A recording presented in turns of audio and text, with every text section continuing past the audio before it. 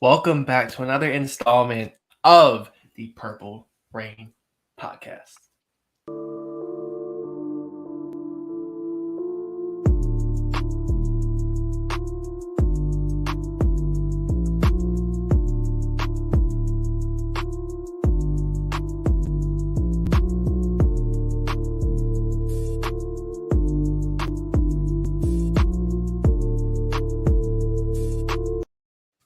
Welcome back and hello again to another episode of the Purple Rain podcast, 144th. And there's some good number 44s. I'm talking Marlon Humphrey. We're talking Kyle Juszczyk. We're talking Vonta Leach. And K-Dog threw it back, right? He said the Jason Brooks, the Tony Vincent, the Daniel Wilcox. He said, listen here, you new kids. I'm going to throw it back old school. And I love that. Welcome back. It's been a week. It was a bye week, but we have a lot to talk about, but gotta get the housekeeping out the way. Gotta sweep the floors. Gotta wipe down the tables. You can follow us on Instagram at Purple Rain Podcast. You can follow this guy over here at Sutton Def. By the way, correct on the UFC stuff. We'll get into that. Hey, correct on that. I was upset, but I was mad you were correct. I was mad too. You can follow me on Instagram at simplyas10.prod, on Twitter at simplyas10, and listen, I think next week, a week from today, Thanksgiving.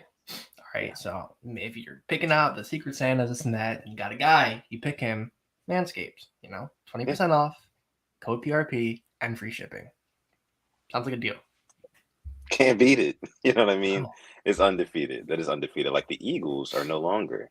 Get into that in a second, too. Yes, what a game. What a game. What a game. But we are so happy to have you guys back here for the next installment, the 144th installment of the Purple Rain podcast. It's a blessing to be here with all you guys. The Rain Gang is in full effect tonight. I see you guys in the live chat, as we normally do. Let's bring up everybody who's here in the live chat. So the Don is in here. We got Mod K-Dog in here as well. My guy Chike is in the house. What's going on, brother? Dre is in the building, too. What's going on, Dre, on the Purple Rain Pioneer there? Quoney is in here. We got Devon Johnson. We got Sports Gaming YouTube is in here as well. My guy Dylan says, Rain Gang, drop a like for the boys. Dylan, man, you're hitting the nail on the head. We'd appreciate that so much if you guys leave a like on this video. Matter of fact, let's go ahead and get the moment of silence out the way early here. So we're going to take 5 seconds, moment of silence for you guys to like the video. Ready and go.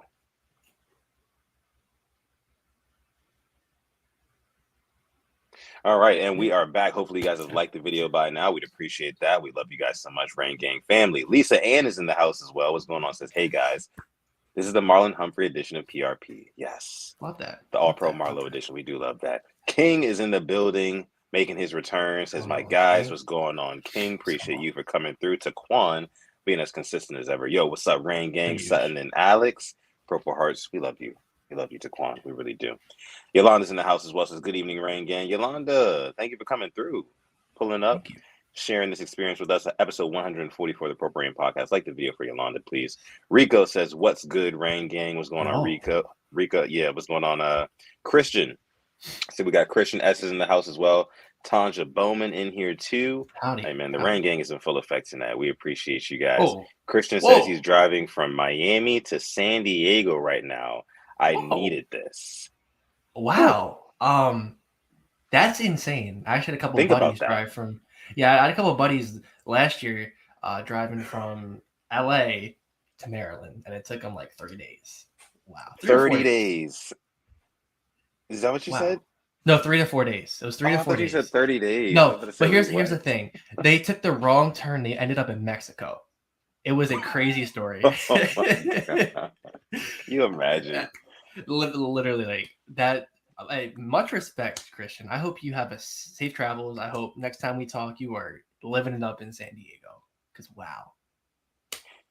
Yo, I cannot imagine taking a wrong turn and being in another country. I take a wrong turn and end up in a different county, and I am pissed off at myself, you know? But if I end up in another country, oh my goodness, I might, I'm going to be pretty upset. They had the dog sniffing them, everything. It was, Oh, man, not good. Okay. Yeah, we're going to go ahead and get into what we came here to talk about here tonight, guys. We got a lot to talk about, man. And one more thing, too. It was actually recently, this channel, this podcast, 2-year anniversary. I was on Snapchat, right? And it came Yeah. up, and I was like, damn, it's really been 2 years. I was like, oh, Wow. love to see it. 2 years in the fold with my guy Simply AS10 and the rest Cheers of to the that. Rain Gang. Cheers to that, man. Yeah, for sure. I got me a little little something cheers into with that for sure. We thank you guys all for rocking out with us for the last 2 years, or if you've been here, within those last 2 years, we appreciate all of Yeah. you guys as well. Just the love and support we get from the entire Rain Gang when it comes to the comments, the likes on the video, Yes. the super chat donations, the follows on Instagram, everything, guys. We really do see it all. We appreciate it. We love you guys to no end at all. I see Gerald's in here too. Says, "What's up, G Rain Money. Gang? What's going on, Gerald? Appreciate you for coming through." Thank you. Says, "Congratulations, PRP. Thank you so much. Thank you so much." Thank you, man. Thank you. Thank you. Lisa saying, "Guys, are you ready for Thanksgiving?" Yeah, definitely ready for Thanksgiving. I think Yes. we did Oh, some maybe around the question segment we can ask some Thanksgiving questions. So if you're gonna stick around for the question yeah. segment at the end of the episode, have your Thanksgiving questions locked and loaded for it because I'd Let's love do to it. answer some Let's this do it. year for Okay. sure. For sure. For sure. Chike, we Thank you, GK. appreciate you. Yeah. Thank you. All right, guys. So let's go ahead and get into what we came here to talk about. Obviously, no show on Yeah. Monday, so I'm gonna let my guy Alex. I'm gonna toss it over to him. Kind of give you guys a review of what happened while the Ravens weren't playing Okay. football last week. Cool. So, I mean, it was a great week for football. I think the best part about this was we were neutrals. Didn't really, weren't rooting for anybody hard. But, I mean, I don't know about you, but the game I think everybody was watching, 1 p.m., that Vikings and Bills, game of the year. Oh yeah, I mean, yeah. I think maybe it's recency bias, but I think Justin Jefferson's catch is better than Odell's. I don't know how he caught it. I don't know how he reached his hand up and the defender had not one but two hands on it, and on a fourth and 16, fourth and 19, and just 18. rips it down, yeah, and catches it, and then come on, and then how they don't get the fourth down or fourth and goal, and the next play Josh Allen fumbles it, and Oh the my Vikings God. recover it. Oh, what? What a play! I mean, what a game! That right there, and the Bills losing helps us out obviously Yeah, because yeah. looking to get those seats higher and higher up. And Right. that just that right there, we could talk enough about it. Devon brings up the green. Oh, were you gonna say something? Yeah, I mean, just kind of before we move on from that catch and like that Okay. game, like, man, where do you rank that in like catches of all time that you've experienced? Like I said, it's definitely up there with Odell. Definitely up there. I mean, Odell, yeah. also maybe I'll get the one Julio catch he made in the Super Bowl that people forget about because they lost. That was Mm, insane concentration, and the Edelman catch too, like how he like bobbled it and caught it again. It's yeah. just, dude. I mean, the Julio catch, I get that was a toe tap on the sideline. I think it was like right before halftime in that game, when Atlanta was really dominating. That was a good catch. The Odell catch was that was a phenomenal catch. I mean, we're talking Yeah. three fingers, full extension, all the way back in the end zone for a touchdown, and that's a deep ball too. It's not some 15-yard jump ball or anything like that. No, this was a deep ball, so it has some juice on it. Great Yeah. catch. But for me, I think that the only catch that can really, honestly, truly rival what Justin Jefferson did, which was a Madden catch. That was a Madden catch that Yeah. Justin Jefferson Yeah. had. That was one of those where it's like X Factor, Justin Yeah. Jefferson, he's just better than, yeah, exactly. But the only catch that I think can kind of hold weight with that would be the David Tyree Super Bowl catch. Yes. Oh my I God. mean, with Yes. the helmet catch, I mean, it's you talk about a gotta have it situation. This is the Super Bowl, the nitty gritty of the Super Bowl. Like last 2 minutes, you have to have it against the Patriots team, who were getting ready to join the 78 Dolphins to be the only undefeated teams of all time. Like Yes. just the stakes were so high, and then just for him to pin that ball to his helmet, defender draped all over him, come down with it, keep that drive alive. I think that that's the only catch that rivals what Justin Jefferson did. I mean, But it's hard yeah. to say which one is better. And just like, and we forget like Stephon Diggs had a crazy one-handed catch right before. So I mean, that game was just had it all. Then the Bills And drive down. thank you, Chike. 72 Dolphins. The Don Shula led Dolphins, and then Yeah, they drive down, and then Josh Allen throws the game-losing interception. You yeah. know, that's his third straight game with two interceptions. Hmm. I mean, so how are you feeling about Josh Allen, Alex? Uh, he's obviously not himself, and I think you can't play a quarterback when, especially him, when they're hurt. I mean, definitely was showing, but he was still running people over. I Yeah, tweeted out he's a freaking moose playing quarterback yeah, because he I did. mean he's not some small, he's a freaking big dude, and I'm just Yeah, worried because it's an elbow injury. You know, we saw Ben Roethlisberger in 2019 make that weird throw, Tommy John surgery. I don't want to see Josh Allen. You know, I want to. Hopefully, if we play the Bills in the playoffs, I want to play them full strength. I want them to have their best players. You know, I don't want right. to see obviously one of the top quarterbacks in the game go down because he's being mismanaged. Yeah, Alex, you know what was funny about you tweeting that Josh Allen is a moose playing quarterback? I know exactly what play made you tweet that. Like when I saw the Which tweet, I one was like, was? I know which one he's Which, talking about. It was like late. I think it was like the one, the last drive of the fourth quarter where they were trying to get down the field. Josh Allen had those two big back-to-back runs. The one run where the guy, like I think it was a DB, was trying to tackle him, and like he like yes, kind of spun around and trying to twist him down, and Josh Allen's just kind of like standing, yes, like twisting at the same time, looking like a deer in headlights. Like, oh my god, this guy's tugging at my ankles right now. You know what I mean? yes. Like he just looked like Oh a my yeah, he just looked god. huge. But yeah, Yeah, I yeah, don't. But man. here's the thing. Here's my thing about Josh Allen. I don't have any problems with Josh Allen right now. I think he's going to be just fine. If you watch the first half of that game and what he did, to put together the scoring drives and even the drive at the very end of the game to put the game into overtime, that is what you want your star quarterback to be able to do. And I feel like Josh Allen, he's entering that category of quarterback where you hold him to such a high expectation that you start to take him for granted. You know, Yeah, I think Josh Allen did a lot of good things in that football game against the yeah. Vikings. Now, it is unfortunate that he was one playing hurt and they did end up losing that game, but I have no problems with Josh Allen right now. I think he's going to be just fine going forward. And the crazy thing too is that I was watching ESPN the day after, and Dan Orlovsky was analyzing that play. He had the check down. He had the check down there, and they're talking about Josh Allen's not going to take the check down. You know, he's going to try to play hero ball, and that's what happened. He forced it in, got picked off, and I mean, we see the same thing with our quarterback sometimes. You know, take what they give you, but I think he's so used to just kind of putting the team on his back. You know, running for it if he has to, or that big play. So like you're right. They are going to be fine. Definitely, they're kind of overreacting with the whole turnover stuff. I think they're still going to win the division. Yeah. Them and the Dolphins are going to be neck and neck. It's going to come down to like the last couple of games, but they're going to be fine. They're going to do their thing. But hell of a game. Then moving on another game, I think, which surprised me, the Packers and the Cowboys.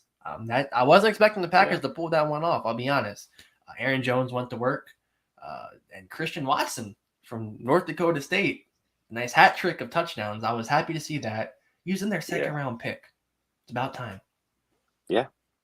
Absolutely. I mean, Christian Watson, 3 touchdowns. That's definitely very impressive from him. I mean, it's finally, we were waiting for somebody to step up and be, you know, a clear cut wide receiver one for Aaron Rodgers. And I think that this is going to kind of be a turning point in their season.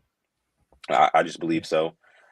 Because Aaron Rodgers, he's the type of guy, he strikes me as the type of guy where he just wants to, at all costs, he wants to prove the doubters wrong and be able to say, look, I told you so. I did it. I did, Yeah. one of those type of guys. Like, who do you think you are? I am at the end of the day. One of those Yep. guys.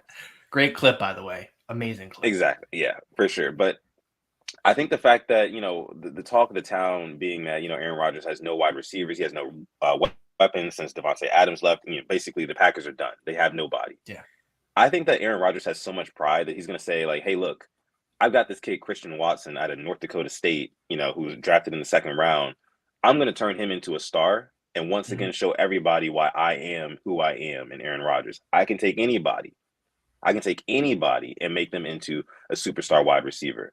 So I feel like he's gonna feel more inclined. And you can watch the game tonight because the Packers play tonight against the Titans. We'll get into our picks later.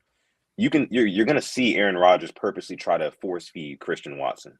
Yeah. There's gonna be some Yeah. really tight throws, some really great throws by Aaron Rodgers. But I'm excited to see what him and Christian Watson can do for the rest of the season, though.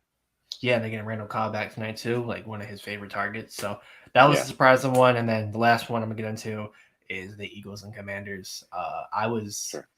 I was thrilled the Commanders won. I'm like I said, I have the soft spot for them now. It's definitely growing. I'm happy for their fans. I feel bad that they have a terrible owner. They're just always in the news for the wrong reasons. But I'm happy Yeah, they got that win over the Eagles. Great win. And what I would love even more is that Taylor Heineke. I know you know after every win he has against the team, he gets a pair of Jordans in that team's colors. So I think that's really cool. I hope stays the starter, and I hope they do great things. But that win was really good. And I just want to give a shout out to Terry McLaurin. You got to feed him. I don't know how he doesn't get freaking 10 targets minimum a game, but he needs that and then some. Yeah. No, I definitely agree.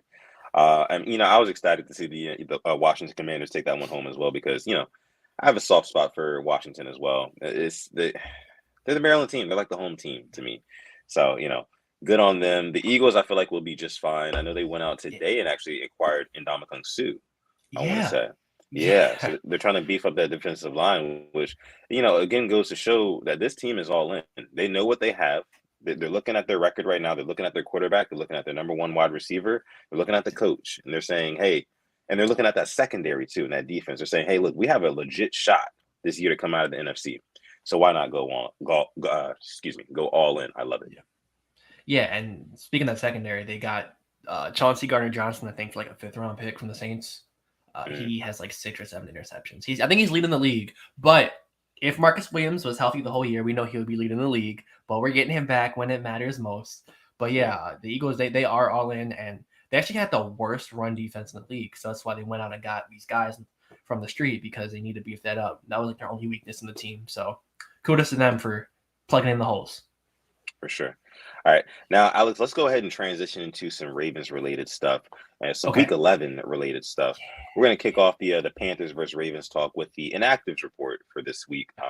Just as recently as today, Thursday. Yeah. Alex, take it away. All right. So you're switching. I like the I word. We'll call it the inactives report. That's what it is. Yeah. So for the Ravens, only 4 players. Jason Pierre-Paul, he was full yesterday and today. Mark Andrews was limited today and yesterday. So was Gus Edwards, which I think is still good news. The only worry is Jalen Armour-Davis, who was limited yesterday and did not practice today. That's all I got from the Ravens. Not too shabby. I think both Edwards and Andrews have a shot to play, but if they can't do it, I say sit them. I'm really not worried about those two. Yeah. No, I mean, Andrews and Gus, we definitely could benefit from having them back. Against the Panthers, I don't think that we necessarily need them.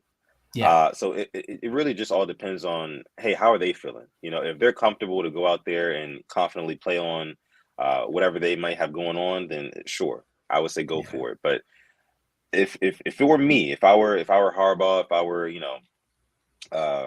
the training staff, whatever, I'd say, hey, look, let's just err on the side of caution here. We can leave him out, Mark Andrews out. We can leave Gus Edwards out one more week. I really like what I've been seeing from Isaiah Likely. I really like what I've been seeing from Kenyon Drake as well. Justice Hill. I mean, all the running backs are playing well. All the tight ends are playing relatively well. So it's like, why rush these guys back? Especially if, I want these guys against our divisional opponents, Steelers games, Browns, Bengals. That's what I want these guys. Exactly. The games that mean more than just a game, more like double the game, And right. Speaking of tight ends, it's looking pretty good that Charlie Kolar plays this Sunday too, So instead of him getting caught down the pecking order, see what he can contribute. Charlie Kolar. Ah, man. How tall is he again? I believe 6'7". 6'7". That would be the tallest receiver that we have on our roster. Tallest pass catcher, rather. Which is important because, like I always say, the taller the receiver, 6'6", still the tallest. Sorry. I think Andrews is 6'4", 6'5", one of those. Let's see. Likely is 6'4". Let's see if it comes up. 6'5". So, yeah. 6'5". So yeah, Likely 6'4", Andrews 6'5", Charlie Kolar 6'6". I mean, the bigger the target, it's been proven. Lamar, he just trusts you. He wants to go your way. It's the reason why, Miles Boykin got a good amount of looks when he was here. Had some touchdowns out of nowhere. I know. But you know what it is, man. I do want to see what Charlie Kolar has to bring to the table, though. We do have Mod Boz in the house. What's going on? Says, yo, Rain Gang. Appreciate you for coming through, brother. Okay, so we got into our inactives report. Not a whole laundry list as we've been accustomed to, which is good, which is really, really good. To just have Mark Andrews and Gus Edwards, who probably could play this week. If that's our biggest problem right now, then hey, I'm fine with that. Let those guys rest up. Jalen Armour-Davis, he was probably gonna be a healthy scratch anyway. If we're being honest. So it really doesn't make too much of a difference right now. And who was the other one on the list again? JPP, right? full JPP, and he practice. practiced both days, so they just had to throw him on there. Perfect. I mean, Alex, man, this pass rush, this front seven But is really looking scary. It's really looking scary, you, man. and somebody's gonna play this Sunday, I think, who was our second Mm, round draft pick, and I yep. am, I maybe I'm just being a homer, but I can see him getting a sack on Sunday. I really can. At the bank, lighting it up. They got to focus on Justin Houston, who has 8.5 sacks. This number 90, who you don't know about, might be coming around the edge and might get Baker from behind. You're right. I mean, listen, you're giving me goosebumps just talking about it right now, man, honestly. Because I was thinking earlier today, I was like, I predict a sack on the Panthers' first possession. I predict a sack on the Panthers' first possession. Okay. My thought was that it's going to be Odafe Owe. I saw Odafe Owe getting home to Yeah. Baker, taking him down. We need that. You know what I mean? We need that. Ojabo, I would love to see him get some production in his first game, his first NFL game. But, like Harbaugh said, they're still ramping him up along with Yeah. Kalar as well. So pitch count on pitch count on. He's not really going to be out there too much. But Yeah. definitely, hopefully, they start to heat him up and ramp him up more so towards the end of the season because we're going to need him in some of those divisional games, which we do have a lot coming up. Yeah. And well, I don't know like where we were last year. Like say 9 games through, I don't think we were 6-3, but it's crazy how within a year I feel a lot better about this team right now than I did last year. I know last year we were 8-3, and you know how we were doing, but this year I feel really good. I feel like we're getting guys back at the right times. We have crucial guys of our team still coming back. We still don't have J.K. Dobbins back, who we know is going to be Yeah, back this year. And he even said he wasn't really hurt. He just had to get some stuff cleaned up because it was kind of holding him back. He could have played if he wanted to. And hearing that, I mean, we'll get him back again. I mean, we don't even need to. We're winning without Gus. We're winning without Mark Andrews. yeah. We probably wouldn't have done that last year. If Mark Andrews was out, we probably would have lost more games. I'll be honest. So Mhm. I'm feeling good where we're at right now, honestly. Minus the receiving core, because that's always a concern. Yeah. That's the only spot, Alex. That's the only place it where really is. we can say that, like, again, I'm going to say this again. I'm going to ask you this question again. I'm going to ask the rest of the Rain Gang, everybody watching right now, the same question. In January, in the playoffs, when push comes to shove and they're shutting down our run, we're shutting down their run. It's just a battle of whose passing offense is better. Which receiver on the Ravens is going to be the one on that 1 p.m. broadcast, on that 4 p.m. broadcast, where they're highlighting his name? Which receiver is going to get their name highlighted throughout a game? Yeah, I just don't know. I don't know if it's going to be Devin Duvernay. I don't know if he can go to him consistently enough to Yeah. do that. Yeah. So it's just tough for me. Yeah, I think about it last year. I mean, we saw Chase light it up in the playoffs. Obviously, Tyreek was lighting it up. Stephon Diggs was lighting it up. That's just in the Yeah. AFC. NFC, they were doing it. I mean, Cooper Kupp was just single-handedly winning games in the playoffs for the Rams. I don't think we have anybody that can single-handedly win us a game. Is Deshaun Jackson really going to do that for us? Really? No, I just no. No, Yeah, exactly. I don't see it. Yeah, Chike. I don't see it, but hey, I would love to be proven wrong. Love to, love to, Yeah, love to. But we've been down this road before. Unfortunately, that's the only problem. We know how this yeah. story ends. So taking it We 1 week do. at a time. But moving on real quick to the Panthers injury report. Theirs was a lot longer than ours. All right, they had Mm, PJ Walker not practicing, so he is actually not even starting on Sunday. It is Baker Mayfield. yeah. Uh, their tackle, Taylor Morton, elbow and rest. It's definitely something to keep their eye on. You know how we love attacking those backup linemen. I also see two free safeties, Justin Burris and Miles Hartsfield, did not practice. Run stuffer Matthew Ioannidis has not practiced either day. And I think J.C. Horn was a full practice today, so he'll probably play as well. Amazing corner. But Mm. they're doing with a little bit more than us.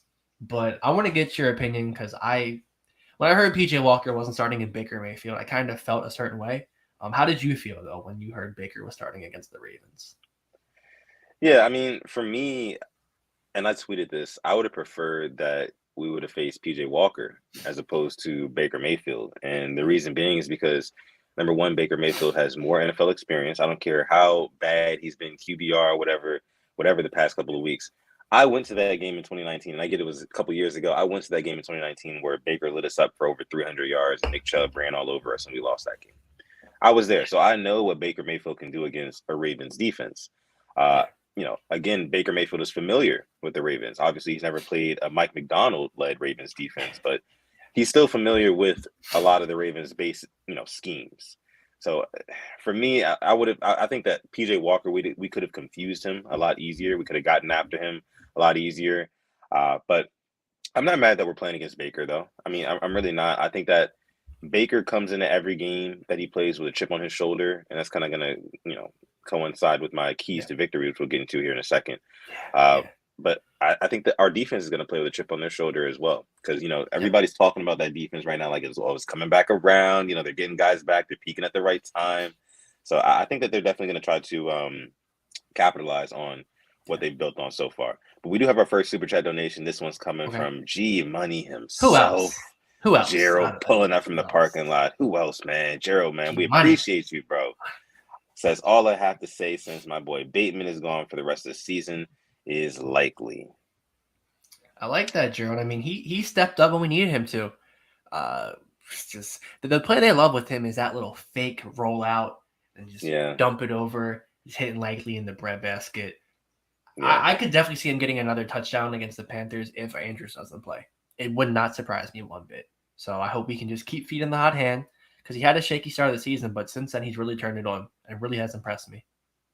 Yeah, and that play that you're talking about where they just immediately motion with the quarterback, they roll out to the right or the left. It kind of brings the secondaries, the defense's eyes down to Lamar Jackson, because it's like, okay, Lamar's moving really fast right now, rolling out. He's probably going to take off. So let's see where he's, what he's about to do. And then before you know it, boom, he just throws it right over the top of your head.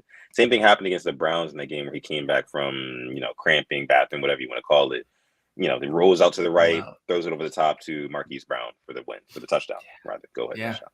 But what a game that was. Oh, I love that game. That game. was a crazy game. Yeah, I love that game, man. Me too, for sure. But thank you so much for your super chat donation, Jared. We appreciate you each and every time. Let's go ahead and get into our keys to victory. We have another one. To our second super chat donation. This one coming from King. We appreciate you, bro. Thank you. Making it rain here on episode 144 of the Purple Rain podcast. Says, I plan on going to the game 28-13. Keep stacking. Okay, I like it. King, I like it. I'm gonna need you to do this for me. You better bundle up. It is gonna be windy. It is gonna be windy, but I hope you go and see a nice dub.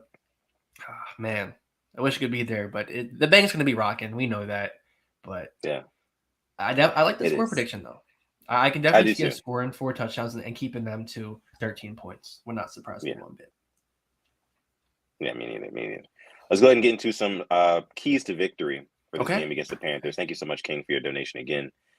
Keys to victory, guys. So if you're watching live right now, leave your keys to victory for Ravens versus Panthers in order for the Ravens to win down below in the live chat. If you're not watching this live, and you're part of the hashtag replay gang, thank you guys so much for coming through to this episode of the Purple Rain podcast. Make sure you leave your score predictions, keys to victory, comments, questions, concerns, everything down below in the comment section. We'd appreciate that.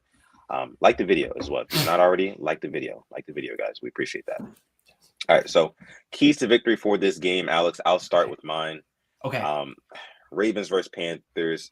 I just got done talking about how Baker Mayfield plays with a chip on his shoulder. Obviously, he's going to be the starting quarterback this Sunday at 1 p.m. My first key to victory is to knock the chip off of Baker Mayfield's shoulder and do it early and often. Like I'm talking, the defense needs to be flying all over the place. Do not let him think that this is going to be a comfortable chess match between him and the Baltimore Ravens. No, it is going to be a dogfight. It's going to be a dogfight. You're going to have to scratch nail and tooth for every single yard that you get against this defense. Hit him in his face early and often. Get him frustrated, because once he gets frustrated, that's when the mistakes will start to happen. We can blow the game open. But that's my first key to victory. What's yours? I like that. I'm going to maybe piggyback off of that. But for me, I want to see us shut down their run game.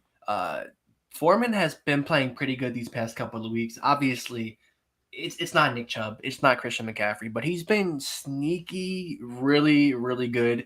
I know this can happen with my fantasy team, and he was putting up 20, 30 points a couple of weeks. So I'm like, maybe I should see what he's been doing. He's been playing pretty good. I like when we do, shut down the running backs, because our secondary, have fun throwing on them. This isn't the same team we had in week 2 where Tua was lighting us up. I saw what we did to take out Alvin Kamara out the game, and it worked perfectly. So maybe this is me calling on the linebackers again to have themselves a great game. Roquan Smith, Patrick Queen. I mean, you did a great job shutting down Kamara. Why not do it with Donta Foreman? So just seeing the linebackers, keep up that great level of play, and also the interior line, shutting the run down, stuffing them. Nothing out of the ordinary for this Ravens defense, honestly. But just when a team can run on you, especially I think I saw like how it's actually becoming a running league again, which is pretty crazy. Right. Shut down the run. Yeah, for sure. And you mentioned Roquan Smith and him having another good game.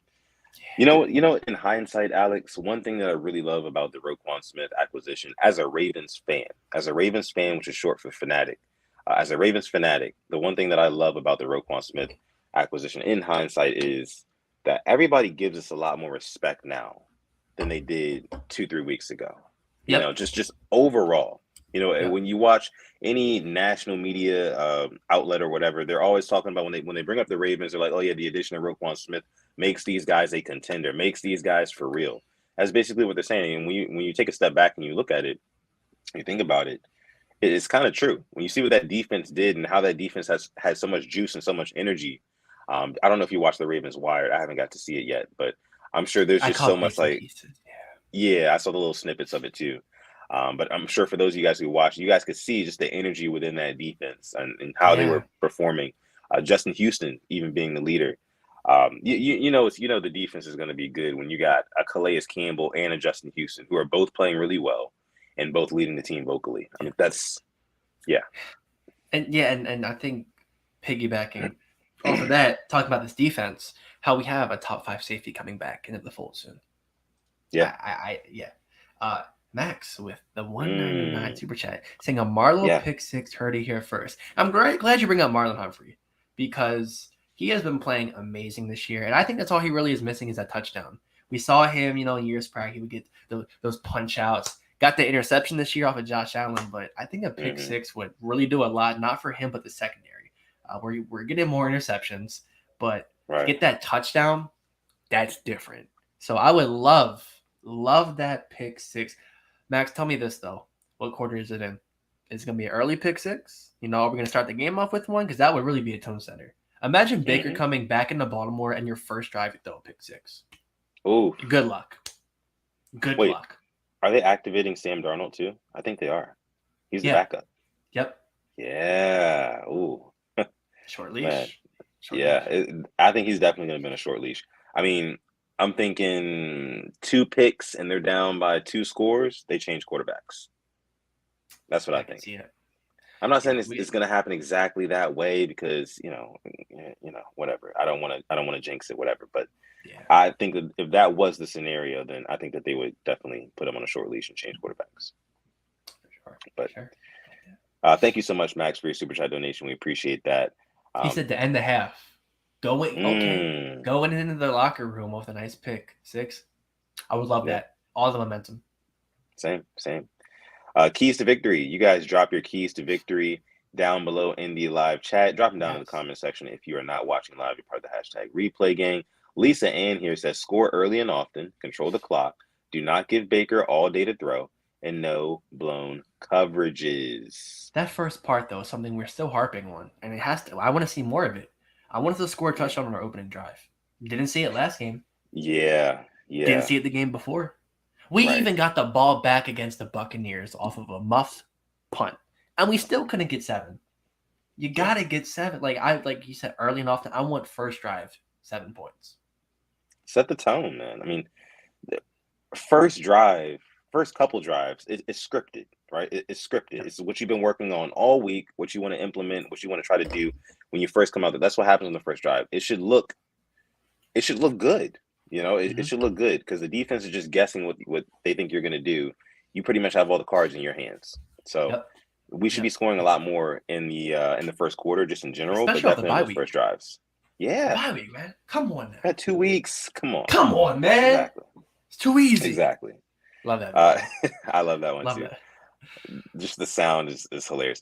Lisa says, "Don't give Baker all day to throw." I'm actually looking at the pass protection grade for the Panthers right now. Yes. Yeah. Love that tweet you sent me. Yeah. I've been looking at those every week. I mean, the guy, he's great. He puts out data every week, man. It helps me out so much. But the Panthers' offensive line, when it comes to pass protection, they're just slightly above average. They're just slightly above average. Yeah. Now, I will mention this. When it comes to pass protection, the Ravens are second to none in the league. Mm, mm. Best offensive line in the National Football League right now. That just Top two, deserves a not round of two. applause. That deserves a round of applause. Top two, not two. Top two and not two offensive lines in the league. And with that being said, I mean, we need to be scoring more points, obviously, but that's a Yep. different conversation for a different day. I mean, Lisa's talking about here, don't give Baker all day to throw. For sure, I want to see another big game from Justin Houston, a lot of leadership from him. I want to see the next step forward for Tyus Bowser, in his Yep. second game back, so on and so forth. I want to see those guys. Yeah. But yeah. I like that. Oh man, I like that. I mean, we gave some keys. Do you have any more keys you want to get into? Yeah, I think I pretty much hit on the main key that I wanted to talk about. Yeah. The other main one for me is just it's as simple as this.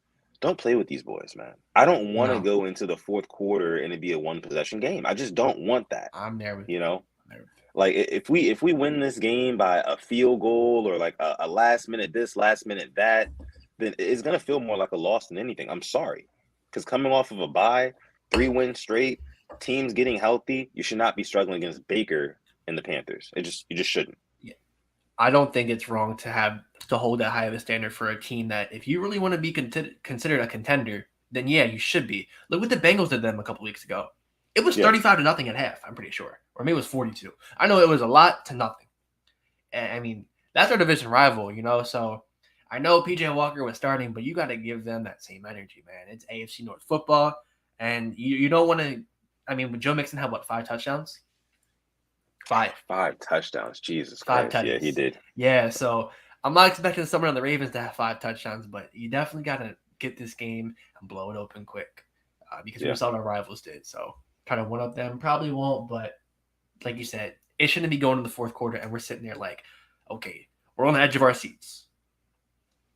Yeah, that should never be happening against when you're a good team playing against a bad team. Now it is the National Football League. All these guys are Yeah. professionals. Any given Sunday, that's definitely a thing. But if you're trying to establish yourself as a legit contender, and if you're trying to not only establish that to the media, to the rest of the league, establish that to yourselves. You owe it to yourselves. Like, you got to win games like this. Like, it's just as simple as that. Let me see. Kill Owen says Bradley Bozeman will be back at the bank Yeah. this Sunday. Will it That'll be be dope. bittersweet for you, Alex? Yeah, he did a lot for the community, which I really respect out of somebody. He had his own. I think he traveled around the country like with the anti-bullying campaign. So it'll be good to see him back. I wish we'd have kept him, but unfortunately, that's business. They get Tyler Linderbaum, so maybe it all works out. Who knows? But Yeah. Zeke Hokage says, "What's good, Purple Rain gang? What's going come on, on, Zeke? Zeke. Appreciate you for coming through." All right, let's go ahead and get into our score predictions, right? Let's get into our score predictions for this game against the Panthers. I'm going to go ahead and start. I've been thinking about this all day. I got this game, Ravens win, 26-9.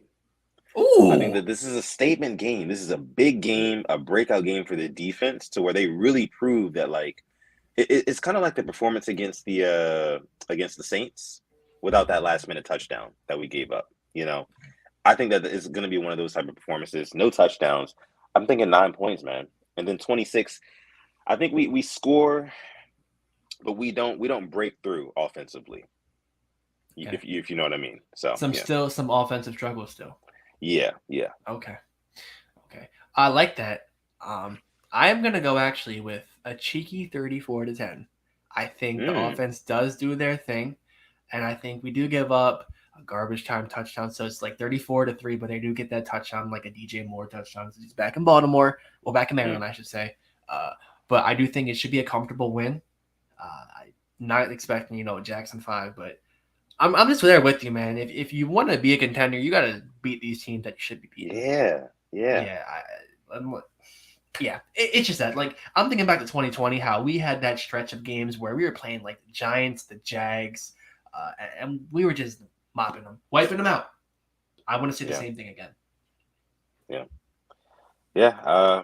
If you want to be a bully, you got to bully somebody, right? Yep. So exactly. K-Dog saying here, Linderbaum is going to be the next Ogden or Yonda on this O-line. Loving what I'm seeing from Linderbaum, man. Cornerstone piece. Not well, Yeah, centerpiece actually. Not even cornerstone. Centerpiece literally of the line. centerpiece. Yeah, love it, love it. Thank you for pointing that out, K Dog, because Linderbaum's play cannot go unnoticed, man. I mean, he's been really good, and you guys got to remember this is our compensation for Hollywood Brown. So essentially, Yeah. we traded Hollywood Brown for Tyler Linderbaum. I'm satisfied with it so far. I do think that we can get another receiver on the back end, because you gotta build this building from the ground up. You don't build Yeah. skyscrapers from the top down. So foundation first, Linderbaum, O line, that's looking good right now. Next Oh, step is to go out, yeah. build upon that receiving core. We got the And foundation, got to keep building. as a foundation, like we have even more with the guys on our bench. We have a Patrick McCarr and a Daniel Falele who Yeah, don't start, and they can still be pretty damn good on this line, which I love that. I love that so much. Ben yeah, Cleveland, a third round pick who doesn't even play, probably just eating squirrels on the sideline. I don't even know what he's up to, but I agree with you there. Like the line's looking good. Uh, just not to look too far ahead. I definitely see us drafting a receiver early next year. Just get it out same, of the way. same. Yeah, for sure. I can definitely see that as well. Either that or just going after a free agent wide receiver like very early in free agency. Or if there's a disgruntled wide receiver, DeAndre Hopkins, I heard, you could trade for them. Is he disgruntled? I didn't hear about that. It's not looking good. I'll tell you that. There was a clip from the Hard Knocks. I know it's football, but a guy. Why did D Hop look better with Colt McCoy than Kyler Murray? Mm.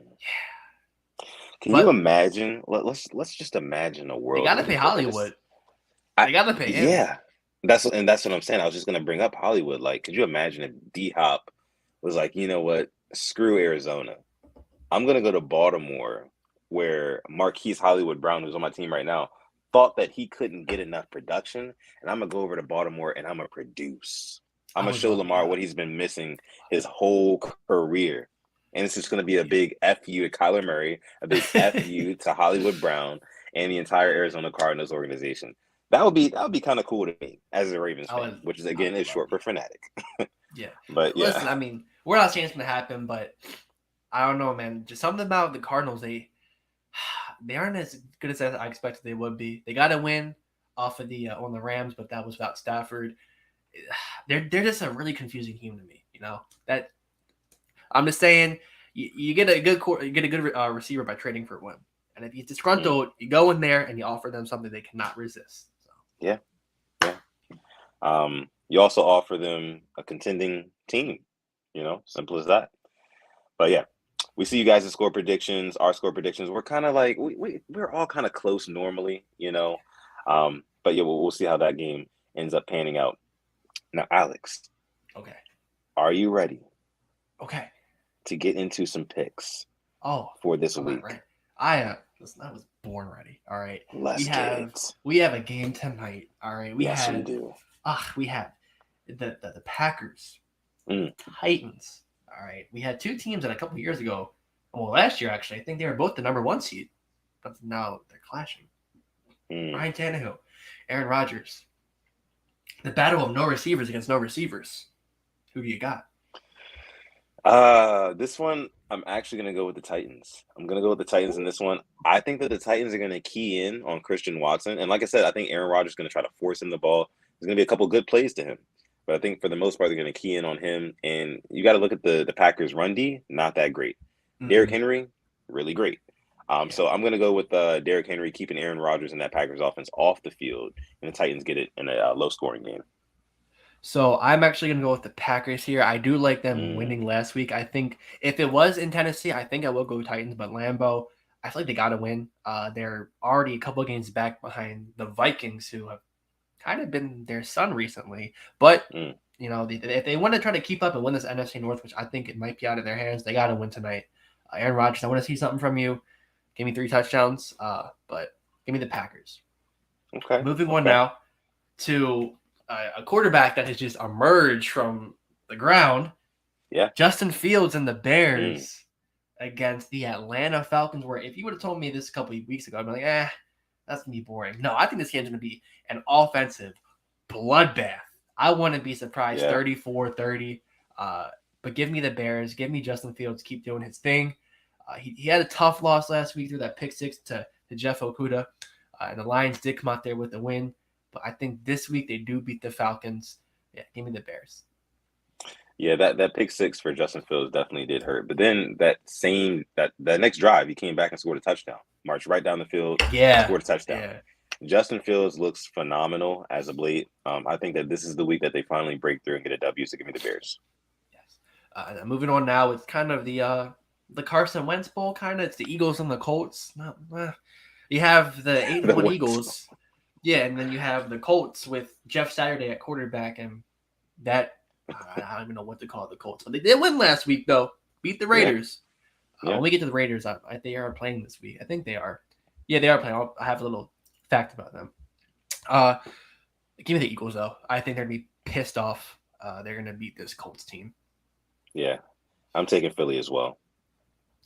And on the next one, the Jets and the Patriots. The Patriots beat the Jets a couple of weeks ago. I do think the Jets are going to be pissed off. I think they believe they're in this AFC East race, which I think they are. I think they will beat the Patriots. Nah, give me the Patriots in this one, man. Bill Belichick, I still think he owns the Jets. Zach Wilson and those boys. I just really think so, man. I think the Patriots in a close one. Like that. And now the next one, the Commanders and the Texans. Heineke starting. Davis Mills.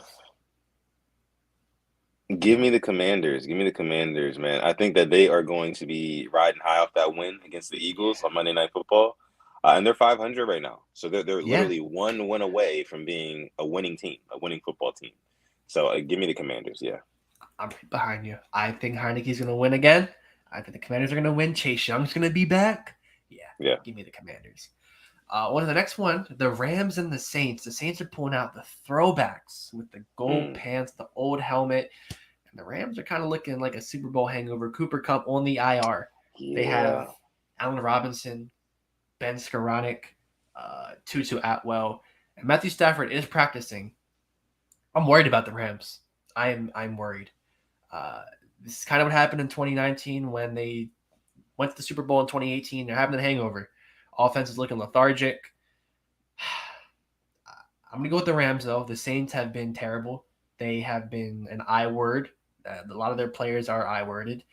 They had a really ugly loss to the Steelers last week. Give me the Rams. Yeah, I'm going to take the Rams in this one, too. I mean, the Saints really just don't have much at all. And the Rams, I think that they'll get another one of the receivers going. I do. So give me the Rams in this one. And one of the weirder games this week, the Browns and the Bills. All right. But it's not in Buffalo. It's in Detroit. The game got moved because of a snowstorm that could cause 3 to 6 feet of snow in Buffalo, which I was like, man, I would have loved a nice snowball. I'm a sucker for a good snow game. I do understand why they moved it. Give me the Bills, though. I think if it wasn't the snow, I think the Browns would have had a better chance to win because their run game is so much better. But in the dome, I like Josh Allen. I think he's going to hit Stephon Diggs for a couple of deep balls. They got more weapons. Give me the Bills. Yeah, I'm going to take the Bills in this one, too. Worth noting that the Browns are going to have a new look soon because Deshaun Watson will be playing again soon. I think he just started practicing the other day. So, yeah, something to look out for there. Yeah. Speaking of Detroit, we got the Lions and the Giants. The Giants, they're 7-2, I believe. Lions 3-6. Who do you got? Listen, man, both of us have been riding high on the Lions for the past couple of weeks. Last week, we picked the Lions, and that whole game against the Bears, I was just thinking to myself, like, damn, me and Alex are about to be wrong about this Lions pick, you know? But we ended up being right, and I was happy about that, much to the chagrin of Justin Fields and company. But in this game here, I'm going to have to go with the Giants, man. I think that run game is just going to be a little bit too much. Daniel Jones has been playing a little bit better than people give him credit for, and I just love what they got going on just with the Giants right now. They've turned that team around effectively. So, yeah, give me the Giants. I'm still riding high on the Lions. Give me the Lions. I have picked the Lions every single game this year, and it's not going to stop now. It is not going to stop. I just don't think that there's more dysfunction with the Bears than there is the Giants. So. There is. The only thing, though, is that the Lions' downfall in their defense was their secondary. Their secondary of recent is playing so much better. They did get a certain number 39 back, but Okuda's been playing better. And the thing with the Giants, they don't have any receivers. Kenny Galladay came back and did nothing. Got Slayton had benched. that Slayton had that nice touchdown last week. But I do like the Lions' defensive backs against him. I'm worried about Saquon. This Lions team has nothing to lose. When I saw them against the Packers a couple weeks ago, they said, "Okay, Aaron Rodgers beats us all the time. Don't care," and they just did their thing. I I expect the Giants to win, but I think the Lions really could pull it out. Just that's I have a little bit of a blue heart there. I feel you. I feel like you're probably going to pick the Lions in every single game for the rest of the season, to be honest with I you. love Dan Campbell, man. Freaking He's a good guy. He literally said after the game, he was like, "Yeah, I got to go home and get me a beer." And yeah. I was like, And "Feel that one, man." Amon Ra, freaking love him.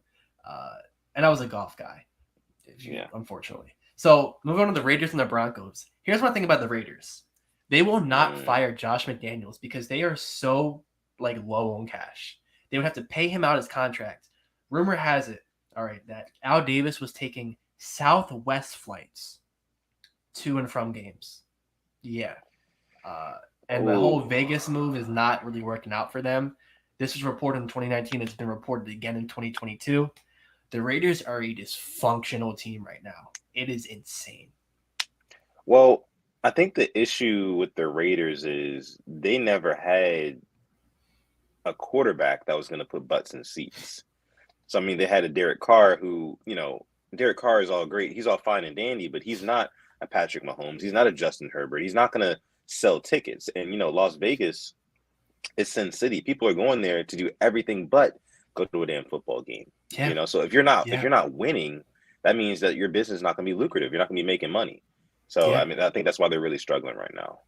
Yeah, and I think that's kind of why the Chargers and Rams, they don't get sold out. I mean, I know people do go see Justin Herbert, but they just don't have loyal fans. That's why the 49er fans I saw George Kittle called it Levi Stadium South or something, because whenever they play the Rams, it's just red jerseys in the stands.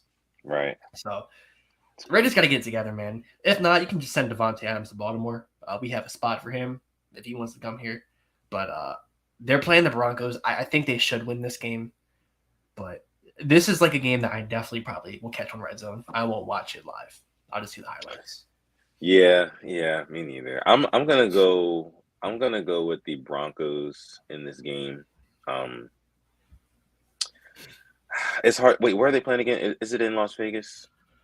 Let's see. Because of the rate. It's in Denver. Yeah, I'm gonna go Broncos in this game, man. I just think that at some point something has to click within that Denver organization. I mean, you've got a really good quarterback, you've got some weapons. I mean, you've got a nice little nucleus there. I mean, they got to make something happen. I mean, the Raiders, to me, that's one of those teams that I really feel like is unraveling and for the worse. So yeah, give me Denver. And their defense is really good, and their offense is just piss poor. Move on to what could be the game of the week. The Cowboys and the Vikings in Minnesota. I can't go against the Vikings. They are riding high off that win last week back at home. Cowboys off of a tough loss. Don't know what's going on with Dak. Give me the Vikings here. Give me Dallas here. Give me Dallas.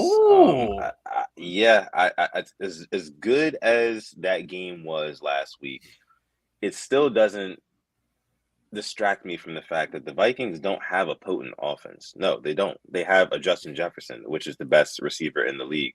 And without that 4th down and 18 catch and just that prayer from Kirk Cousins threw up a couple prayers to Justin Jefferson in that game. Literal prayers. And Justin Jefferson, being as good as he is, he came down with those catches. I think they're going against a better secondary this week. Just a better defense overall. The Cowboys, they do not come to mess around, especially when it comes to that front seven. They got guys who will get after you. Michael Parsons, DeMarcus Lawrence, guys like that. So I don't think that they're going to be able to just march up and down the field because they don't really have too much of a vertical passing game. I think that the Cowboys can keep this game managed. I think Dak can manage it, and they can get out with a comfortable, I'd say, 7-point victory. Yeah, as long as they don't use Zeke a lot, because he is going to be back this week. I feel like they might overuse Zeke to the point where it could lose them the game. Just the Cowboys way. And a good old AFC North matchup now, the Bengals and the Steelers in Heinz Field. I'm going to go with the Steelers here. I think they're going to sweep the Bengals for the year. Jamar Chase still is out. If he was playing, I probably would have picked the Bengals. But the Steelers are riding with some emotion right now. I got that win over the Saints last week. Going to be, well, not Heinz Field, Ackershire, whatever. I'm not calling it that. It's Heinz Field forever and always. But I do like them here. I think it's going to be a scrappy win, like a low-scoring game, like a 20-17. Yeah, I think it's going to be low-scoring too, but give me the Bengals in this one. I think this is going to come down to because I'll preface it with this. This is a divisional matchup where both these teams know each other really, really well. So yeah, all that other stuff that you would normally, factor into like other games that aren't divisional matchups, it's not going to matter here. This game it just comes down to who can play a better 4 quarters of football, and then at the end of that game, who has the better quarterback. Yep. I think that at the end of the day, Joe Burrow is definitely better than Kenny Pickett, obviously. Mm-hmm. So I think that when it comes down to push comes to shove, I think Joe Burrow is going to bring it home for the Bengals. Give me the Bengals. Like when the Ravens and Steelers play, it's not going to be a blowout. No matter how bad the Steelers could look or the Ravens could look, it's always going to be a good game. So I agree with you there. A Sunday night game, though. Nice AFC West matchup. Chiefs, Chargers, SoFi Stadium. Justin Herbert, Patrick Mahomes. Just had the Chargers on a Sunday Night Football last week against the Niners. Back on it. Who do you like? Chiefs, man. Give me Chiefs. And I will say this about this game. The Chiefs are going to show everybody this week why Kadarius Toney did not have any business getting moved out of New York. Oh, my God. They're going to show. How did you let – for a fifth? Oh, my – he was – oh, my God. I'm telling you, man, they are going to give him the football and showcase him like no other. You know what they want to do with him. You know the reason why they bought him into town. They got rid of Tyreek. That jump ball catch? He was adjusting his gloves mid-play and caught it. That's He's not different, man. And He's you an let the X-Factor Chiefs player. him. Yeah. Yeah. He was a first-round pick for a reason. It's the Giants who gave Kenny Golladay $72 million. No shit he didn't work as a receiver there. They can't evaluate talent. Yeah. Golly. Yeah. I'm just saying. I see some of you guys in here calling me Bengals fans. RTV says Sutton loves his Bengals and Burrows. Boss says Sutton is low-key a Bengals fan. It's got to be stopped. That's funny. No, I mean I'm not a Bengals fan. I just like what they got going on there. I really like Joe Burrow. I picked the Steelers one too many times this year, unfortunately. I just don't think the Ravens-Steelers rivalry is a rivalry. It doesn't feel like one. It's just a thing to bang going away. I don't hate Pickett. What has Pickett done? Yeah. What has he done? Nothing. Yeah. So yeah, that was. Oh, we still have the Monday night game, the Niners and the Cardinals. I think Kyler should play. It is in Arizona. The thing with the Niners, though, they scrapped one out last week. I'll be honest. That was kind of an ugly win, but it was a win nonetheless. I do like their defense. I like what they got going on the back end.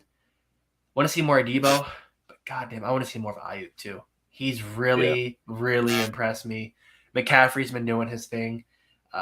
Jimmy Garoppolo is just, that quarterback that he's not going to make many mistakes. But if he does, it will be costly. But give me the Niners here. I think they do win the NFC West this year. I'm just going to call it now. Yeah, I'm going to go with the Niners too, and I can agree with that as well. I think they will win their division. Let me see. So that wraps up our picks. That wraps up our Week 11 picks. Thank you guys so much. Make sure you like the video, subscribe to the channel as well. I got Chike with yet another Super Chat donation for this episode. We appreciate you, Chike, making it rain here. It says, Steelers are not our rivals. They don't win anything. Hey, man, they made the playoffs last year, and we didn't, unfortunately. Yeah. Oh, Boston, not take it like that. The Lombardis. 6 Lombardis. There it is. Oh, man. Yeah. Mike Tomlin's never had a losing season. You still have that going. Yeah. And Minka might be back too, which kind of gave me the extra because they're getting TJ Watt. Oh my God, Watt, Minka. The defense is good. It's just that offense. I want to see more from it. It is lethargic at times. Shout out Matt Canada. The offense is definitely in a very experimental state right now, I would say. And I mean, I can't blame them because in the beginning of the season, I was one of the ones like caping for them to start Kenny Pickett over Mitchell Trubisky because it's like, hey, just see what you got in this kid. Why Yeah. not? You're probably not gonna win a Super Bowl this year anyway. So just see what you got in this guy. And build off of it. But yeah, those were our picks for Week 11. And with that being said, we have one more segment for you guys before we get out of here on this Oh, episode of the Purple Rain podcast. It's going to be what the would that be? question segment. Ah, The yes. questions, the Rain Gang question segment. That's right, where you can ask us, me and Simply Ascend, anything Yeah. that you want to, whether it be about Ravens football, other teams in football, other sports. Hell, it doesn't even have to be about sports. It can be about anything. Anything that you want to ask us about, now is the time to do it. Yes. If you're not watching live right now, you're part of the hashtag replay gang. Thank you so much, first and foremost, for joining. We love you guys. Leave your questions down below in the comment section. We'd appreciate it. Yeah. I Um, know for me, one thing that's starting on yeah, Sunday, the yeah. World Cup. Oh, Woo! yes, I am Yeah, super I'm excited. pumped. Yeah, USA isn't. I'm glad you're excited because I am over the. It sucks that it's not in the summer. Uh, like wearing, you can't just wear a jersey outside. It's freaking freezing cold. You gotta wear a sweatshirt under it. But I'm ready for the World Cup. Ready for the USA to shock some people. I really am Yeah. high on this team. We got a good squad. If you don't watch soccer, you want to. USA in 2014, most of their team was in the MLS, which is in Major League Soccer, which is not the best. Our whole starting 11, I believe, is from foreign countries. So they're playing overseas with the best of the best. Be high on the USA. I'm telling you, they will do some good things this World Cup. Yeah, man. I mean, I remember back in, it's funny you brought up the 2014 World Cup. That was the last one that I really, watched in depth because we weren't in the 2018 one. But Yeah. I remember being a big Clint Dempsey fan back then.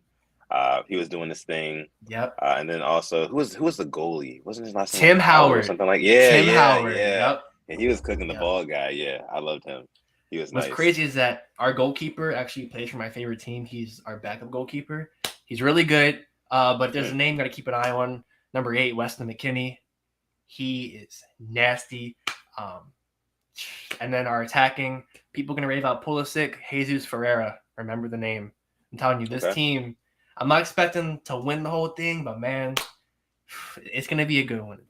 And Black Friday, we play England. So that's our biggest game, man. So Oh, is that's set in stone? We play England on Black Friday. yeah, so you play 3 games in the group. Hopefully, we play Wales on Monday, Okay. England on Friday, and then we play Iran next Tuesday. So if we can beat Wales and Iran, we're going to get out of the group. We're not going to beat England, unfortunately. They're amazing. But yeah. Hopefully we can do something, man. I feel like we didn't get out of the group in 2014. I think we lost to Portugal. Cristiano So we got Ronaldo out. had We got out, we did. and then we lost to Belgium. And that's Tim Howard had the record. He had like 20 saves in one game against Belgium. Insane. Oh, Tim Howard was fucking nasty. yeah. All right. So questions from you guys in here. Make sure you leave your questions down below in the live chat. Now is the time, guys. Now is the time. I want to ask you real quick, Alex. Did you watch Okay. that UFC card last week? So yeah, I actually was at my school's basketball game, but I got home in time to watch the Michael Chandler and Dustin Poirier bloodbath. Yeah. Yeah. And then I got to watch the Izzy fight. So how Yeah. you let me know, how'd you feel about the card? I thought it was a really good card, very solid. Both of my predictions were right. I did pick Poirier to beat Chandler, and I picked Alex to beat Izzy. And getting to the Alex versus Izzy fight, man, Izzy was winning the entire fight. 4.5 rounds of just basically domination. And then just at the end, and here's the thing: I feel like Izzy really lost because he was fighting not to lose. He wasn't fighting to win. Kind of coasting along. Just kind of touching him up, trying to take him down, clinch him up, stay away from his power. But no, you gotta put the pressure on guys like that. You got to get him out of there.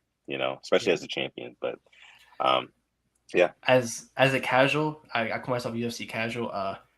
I hate how I like Usman. He lost in the 5th round.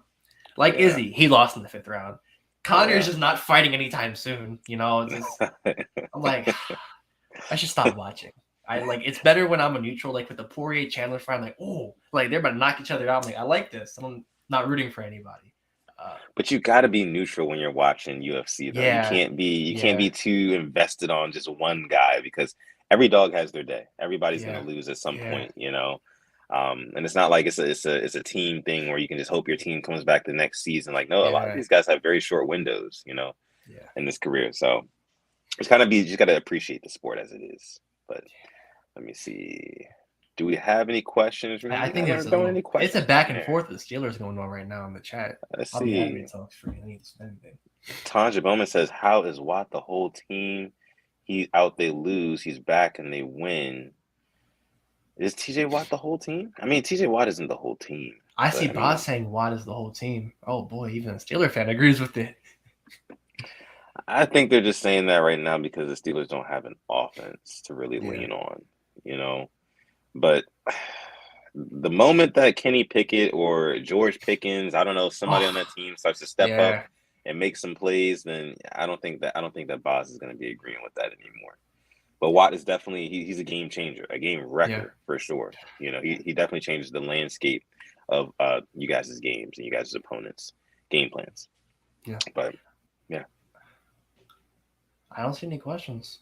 yeah, I see One that. more thing though, I do see that Volkanovski's fighting soon in February, right? Islam Makachev, yeah, Yeah, yeah. saw that in That is February. going to be, and that's honestly a very quick turnaround for Islam because I mean he Yeah, it just was fought like in last October, month. yeah, Yeah, just last month, and he's going to fight in February again. Which I mean I love it. Volkanovski, he's coming up in weight. He is the 145-pound champion, coming up in weight to fight Islam for the 155-pound champion belt. So it's going to be interesting to see. Volkanovski, he actually used to play rugby, weighed about 300 pounds, somewhere close to that. So I'm sure him getting up to 155 is going to be no problem at yeah. all. So yeah, it's gonna be a good fight. I'm definitely excited to see that one. But yeah, Cool. think we will go ahead and Yeah, leave it there. that's Don't it. have any questions here from the live chat. If you are part of the hashtag replay gang, leave a question down below, And we please. can We will answer it get to next it. episode. Next one. Yes, yes, that we will. That we will. Again, we appreciate all of you guys, each and every one of you guys for coming out to this episode of the Purple Rain Podcast, episode 144. Make sure you leave a like before you go. Subscribe to the channel if you are new. You know, got to cover the bases there. Also, holidays are rolling right around. Make sure you go on manscaped.com. Use our code PRP to save 20% off of your order. And that's on products like the lawnmower 4.0. Yeah. We've got they've got travel bags, they've got a whole bunch of stuff on manscaped.com. So make sure Anything you and head over everything. there. Exactly. Make sure you head over there, use our code PRP, you get 20% off, free shipping. With that being said, again, thank you guys so much for tuning into this episode of the show. I'm gonna let our guy Alex take us out. Thank you for coming through to episode 144 of the Purple Rain Podcast. Hope we have a lovely weekend and a lovely victory Sunday into a victory Monday. And as always, stay positive, test negative, and Yeah. And never, ever, ever forget to call God. This has been episode 144 of the Purple Rain Podcast.